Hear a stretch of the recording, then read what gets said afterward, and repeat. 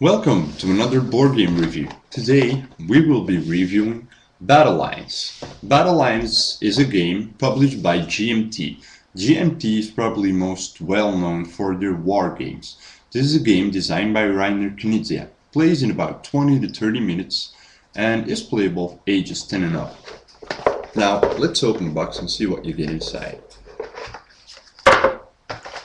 First of all, you get the rulebook, which actually is pretty small because it is a fairly simple game.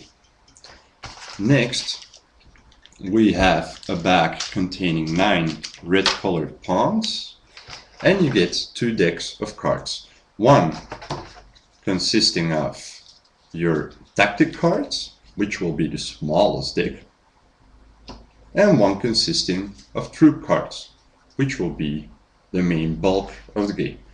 Also, what I thought was worth mentioning is that the game comes with a pretty nice insert. The box is way too big for what it's holding, but then again, it's not a problem, I mean. Okay, so let's go over how the game is played. First of all, you put your pawns or flags into the playing area, like so. Normally you want to leave a little bit more room out there to play your cards, but then again I'm just trying to fit it all onto the screen. Then every player, you randomly decide who gets to go first, gets dealt 7 cards. 1, 2, 3, 4, 5, 6, 7. These will form your hands. Every turn you're gonna play a card and draw another card, either from the troops deck or from the tactics deck. So let's explain the game a little bit.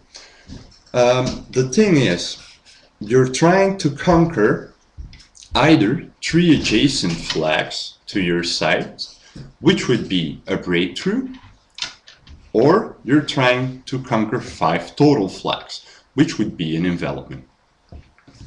If either of those two occurs, you win the game right away. Now, how you do that is by playing cards. But you get to play 3 cards on every flag, and the strongest formation will win the flag. And you have different kinds of formation, which I will run over from the rulebook because I always forget the names. First, you have a wedge. A wedge is, well, I think I can show you one right here. Okay, here we have one. So here I have 3 cards of the same color, being orange, 6, 5, and 4, which is all numbers next to each other. So this would be a wedge. A phalanx would be 3 cards of the same number. Then you have a battalion order, which would be all cards of this the same color. Then you have a skirmish line, which is also cards like I showed you before, 6, 5, and 4, but you can have them in any color you want. And then you have a host. In a host, it doesn't matter what color cards you play, just the total numbers. If it's higher than the opponent, you will win. These formations that I named go from high to low. So wedge being the highest, host being the lowest. The fun thing about this game is that if you're playing, you know every card is only in the deck 1 time. So you only get the red 3, for example, 1 time. So you can look at your opponent's card and at your cards and see if you still have an option to win that flag or not. And it is a rule in the game that says if you can prove to your opponent that it's not possible for him to win the flag, that you may take the flag. But I play with the advanced rules, and the advanced rules say that if you win a flag, you only get it at the start of your turn. So the opponent still has a chance to play a tactic cards to go against it. So let's take a look at the tactic cards. The main thing the tactic cards do is break up the game a little bit. Like this card, for example, it's called Alexander. So Alexander the Great. Play this card like any troop card, but define its color and its value when the flag is resolved. Of course, you can imagine this being a very powerful card, but each player may only play one leader, so you only get to play one of these. This one, for example, Mod, the claim for this flag is now based on 4 cards on either side with extended formations.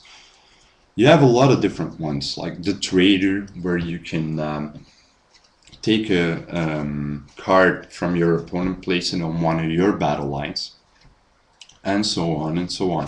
I really like these tactic cards. They break up the game a little bit, but they have a good mechanic in it that if I would play a card on one of my battle lines, my opponent can play another one, but I can play a second one before my opponent played his first one. So if he decides not to play a card the entire game, then I'm just stuck with playing one tactic card. What do I actually like about this game? Well, it is a 2-player card game and it plays really fast.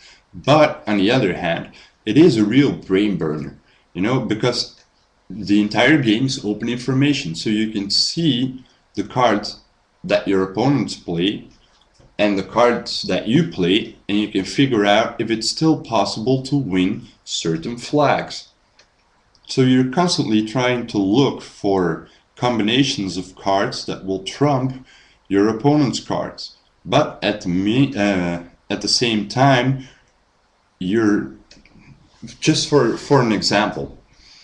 Let's say I have a yellow 9 and I need it to get a wedge right here, so I would be sure to win that flag, but I see that the other guy over here already has 2 flags here, and he's gonna take this one unless I use my yellow 9 to have 3 9s here, so I can take that one. That's a difficult choice to make, but it's the only right one, because otherwise you will lose the game. So I really like this game, and I really recommend it to people that like card games and that play fast but still want a game to think over a little bit.